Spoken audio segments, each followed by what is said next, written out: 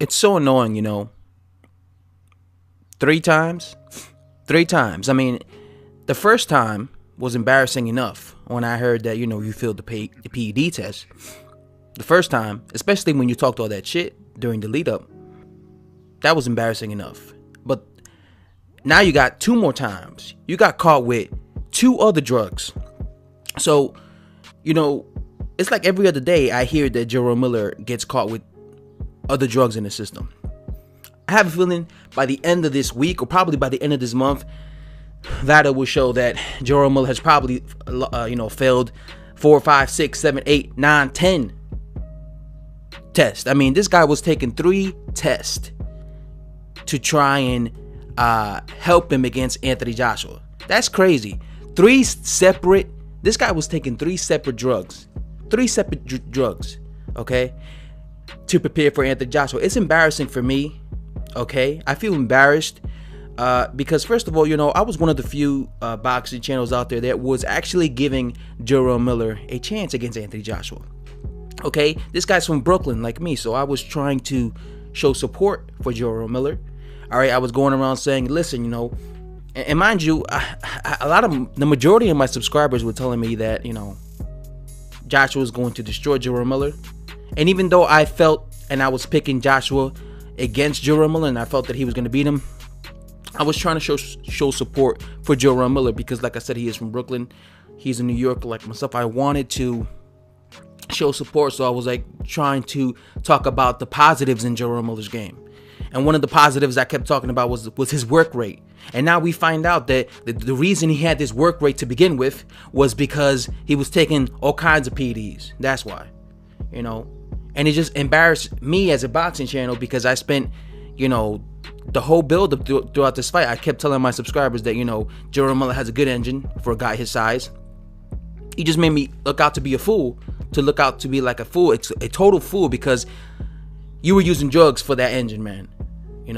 You didn't have confidence in yourself to fight Anthony Joshua without the drugs, okay? You didn't, okay? You felt that you needed to be enhanced. You felt that you needed extra gear to help you against Anthony Joshua, okay? And frankly, because you were caught with all these drugs, now your whole career is tainted. I have a big feeling that, no matter what happens in Jarrel Miller's career, again, this guy's not going to fight in probably like 2 years. But when he does come back, people will always look at him as, oh, that's that drug cheat. That guy who has like so much, who uses so many steroids. And especially if you come back and you lose, people are going to say, oh, that's how good he is without the stuff, He's only good with the PEDs, but without the PEDs, he ain't shit. So his career is staying forever. Jarrel Miller, he would always be perceived as a steroid junkie, a guy who cheats in fights. You got people, saying this guy should be banned for life, and all these kind of stuff. So I just feel like Jarrel Miller is, when it comes to Brooklyn, there's not many, especially the heavyweight division. There isn't no heavyweights in who come from Brooklyn or New York. I mean, the only other guy I could think of is Trevor Bryan, and maybe from the Bronx, George areas, but these guys are prospects. They haven't done anything.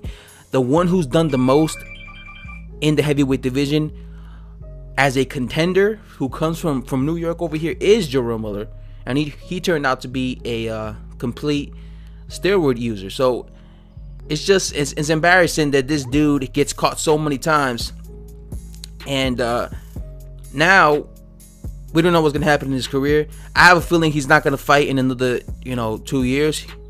Like I said, getting caught with 3 separate type of steroids, that's going to be a very lengthy ban. And, he might never be the same. Jarrel Miller might come back without the drugs. He might not perform the same.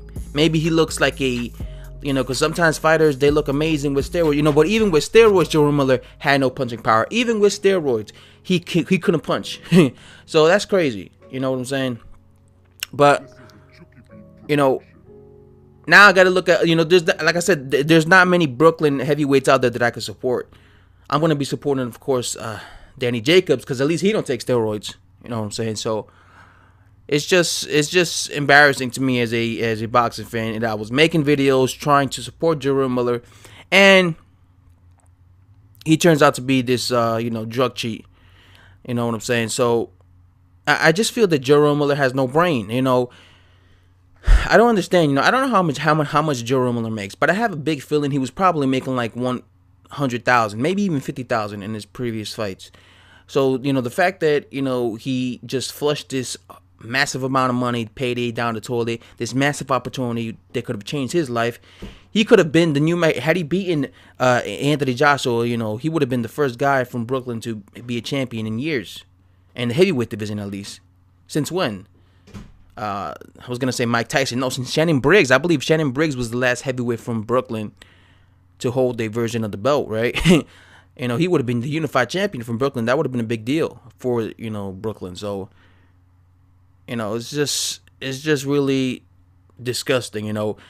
Like I said, the amount of drugs this guy was using to try and have an edge over Anthony Joshua just goes to show you that he didn't have confidence in himself and his own natural ability. Maybe he felt, I need to be like Superman. I need to be like Superman against Anthony Joshua. Willing to damage himself, because I've heard that some of these steroids he was taking were actually very, very dangerous for your health, and he shouldn't have not be taking these type of drugs. So he was actually willing to like damage his health just to try and beat Anthony Joshua. And who knows how long he's been taking these drugs, because again, he was just caught with Anthony Joshua. We don't know how many years he's been taking these drugs. Like I said, maybe he just started, or maybe he's been on these drug cycles, these steroid cycles for years. You never know. You know what I'm saying? Because this guy has always had a reputation to let his hands go for the 12 rounds and be at 300 plus pounds. So he's probably been doing this for years. So who knows how much this has affected his health internally. So and frankly, if he has been using these for these type of drugs for years, it hasn't really been working when it comes to getting him in shape, because he's still out of shape. One of the drugs he was taking was like a weight cutting thing, where to help him lose weight or burn fat, but he's still fat. He's still 300 and something pounds. So I don't know. I feel like he let me down as a boxing fan, and it's embarrassing now because of this. Now, Anthony Joshua was forced to face someone that people aren't really going to be too, people weren't too excited for Jarrel Miller, but they're going to be even less, for Jarrel Miller versus Anthony Joshua, but they're going to be even less excited for the other guy that Anthony Joshua might end up fighting. And it's all Jarrel Miller's fault. Anyway, guys, that's all I have to say. Thanks for watching. Jarrel Miller's an embarrassment to Brooklyn, people. I'm out, guys. Subscribe if you're new to the channel.